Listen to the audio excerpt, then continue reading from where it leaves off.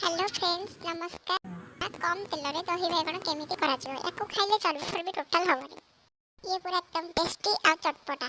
देखंतु मु बैगण को केमिति तावा रे अल्प तेल रे भाजीबा को नेउची।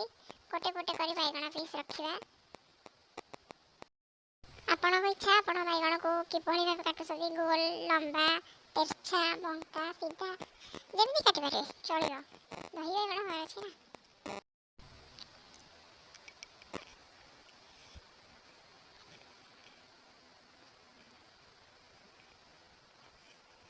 एबे घोड़ी नबा भाजी हे गला परे एमिति भाबे हम काढी नबा।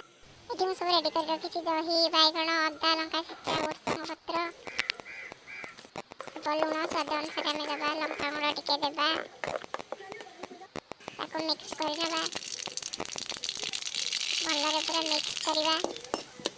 थोड़ी कढ़ाई बसेबा फुटन देबा फुटन फुटला परे भृसंग पत्र देबा लंका देबा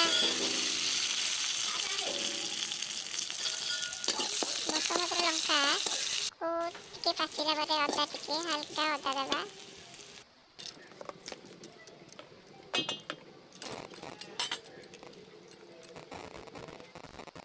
याको भल्ला भाबरे पचेई नबा।